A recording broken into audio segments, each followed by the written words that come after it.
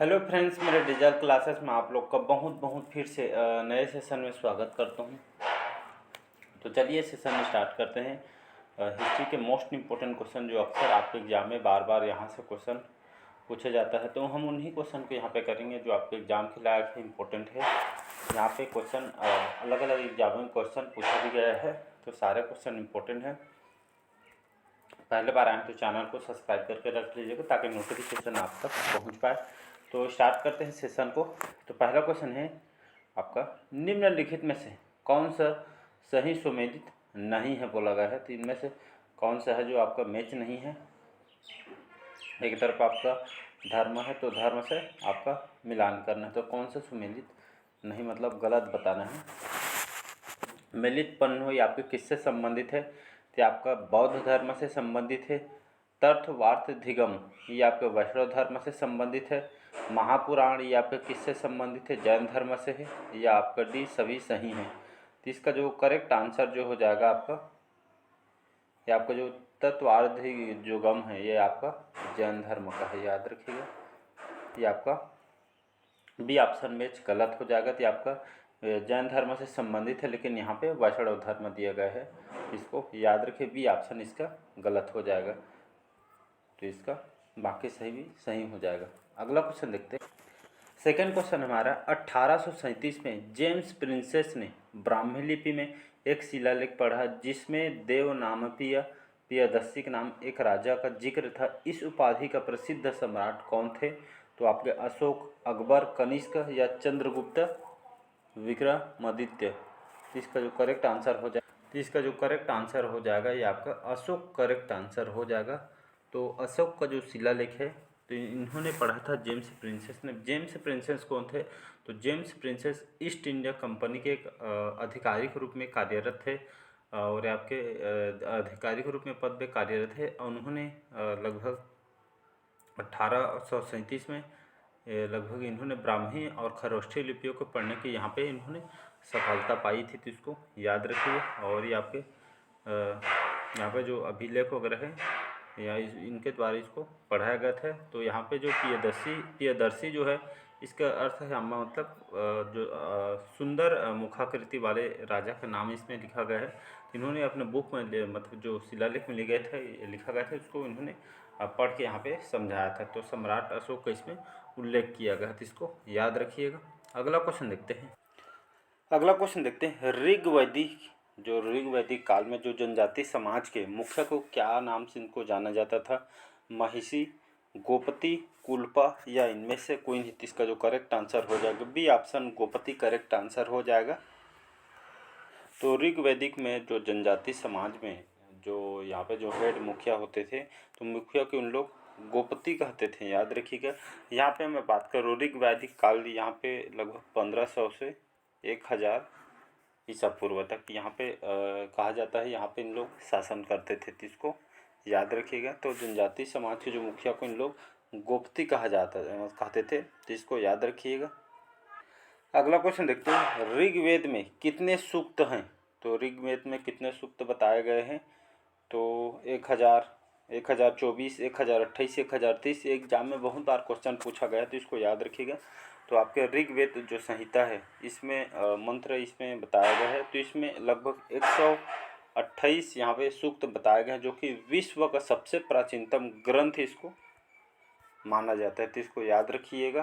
तो लगभग 1028 यहाँ पे सूक्त बताया गया। और एग्जाम में क्वेश्चन पूछा तो आपका जो ऋग्वेद में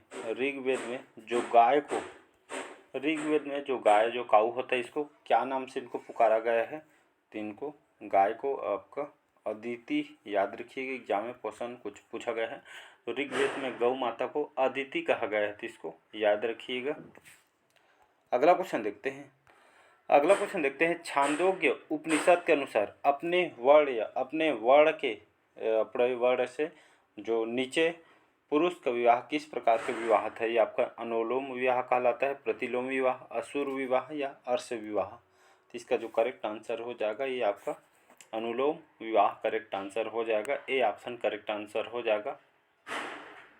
तो इसमें छांदोग्य उपनिषद के अनुसार अपने वर्ण मतलब ये आपके जो कहा जाता है। दो जाति भेदभाव के अनुसार यहाँ पे अपने से वर्ण से नीचे जो पुरुष के विवाह किस प्रकार विवाह किया जाता था, तो ये आपका अनुलोम विवाह कहा जाता है। इसका ए ऑप्शन करेक्ट आंसर हो जाएगा। तो यहाँ पे बताया गया है अनुलोम विवाह में तो पुरुष का विवाह इस प्रकार हो। तो इसमें दो विवाह बताया गया है, एक तो अनुलोम विवाह पहला हो गया, दूसरा आपका प्रतिलोम विवाह। ये दोनों एग्जाम में पूछेगा तो याद रही अनुलोम और प्रतिलोम। प्रतिलोम यह क्या होता है, इसमें जो पुरुष का विवाह होता है आपके ऊपर जनजाति बड़ी जनजाति के साथ होता था, तो इसको यही आप होता है अनुलोम। इसमें वर्ण के नीचे पुरुष का विवाह किया जाता है। प्रतिलोम में इसमें मतलब हाई लेवल का, तो इसको याद रखिएगा। अगला क्वेश्चन देखते हैं। इनमें से बौद्ध धर्म के अष्टांग मार्ग में शामिल नहीं है, तो इनमें से कौन सा है जो इसमें बौद्ध धर्म के अष्टांग मार्ग में शामिल नहीं है। तो आपको पता होगा जो महात्मा बुद्ध का अष्टांगिक मार्ग इनके द्वारा बताया गया है, तो कौन कौन से है।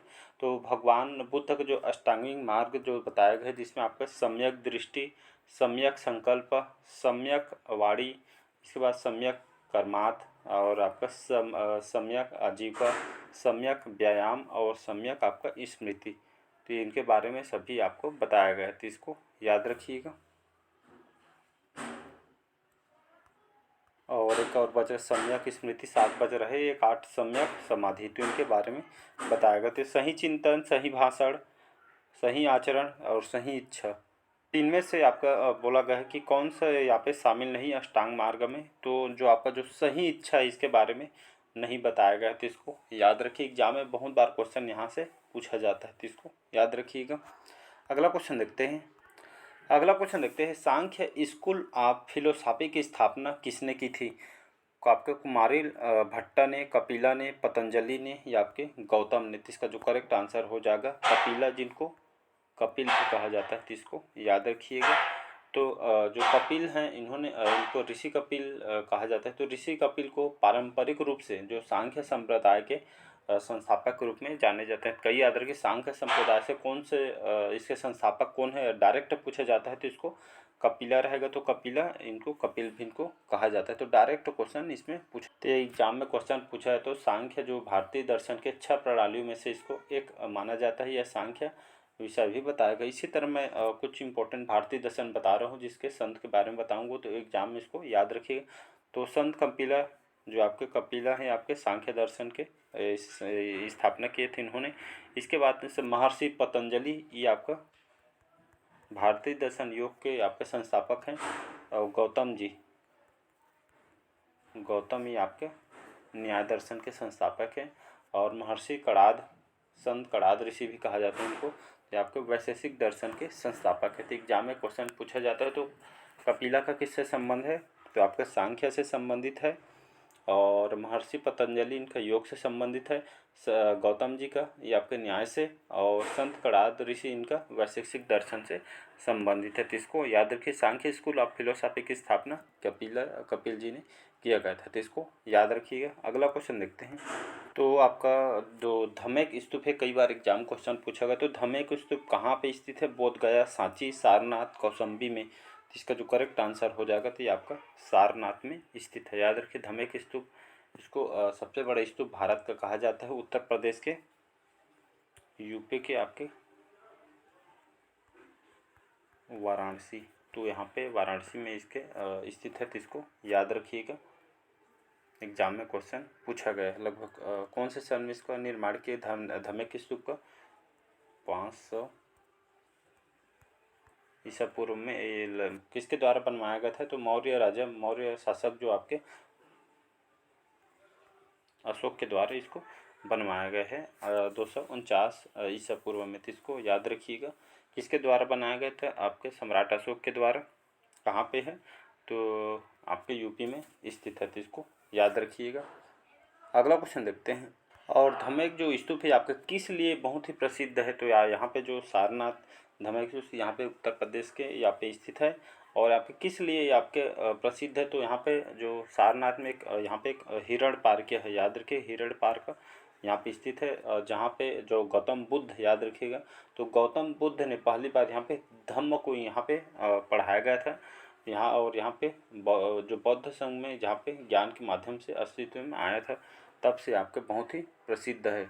कई बार एग्जाम में यहाँ पूछा जाता है जो गौतम बुद्ध थे आपके किसके संस्थापक हैं, तो याद रखिएगा तो ये आपका बौद्ध धर्म के संस्थापक थे गौतम बुद्ध। याद रखिए इनका जन्म कहाँ पे हुआ था, गौतम बुद्ध जी का, ये भी एग्जाम में क्वेश्चन पूछा। तो इनका जो जन्म है लगभग 563 ईसा पूर्व है। तो 563 ईसा पूर्व में लुम्बिनी में नेपाल में इनका जन्म हुआ था।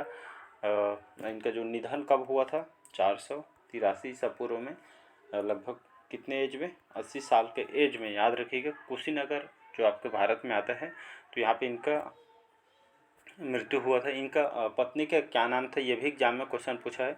तो इनका जो यशोधरा इनका पत्नी का नाम है, और इनके बेटे क्या नाम है, तो ये भी कभी भी एग्जाम में कहीं भी पूछ सकता है। तो बच्चे का नाम राहुल थे, पिता शुद्धोधन थे, इनका माता नाम मायावती था। तो इसको याद रखिए, एग्जाम में क्वेश्चन पूछा गया है, तो याद रखिएगा। तो चलिए आज के सेशन यहीं तक रखते हैं।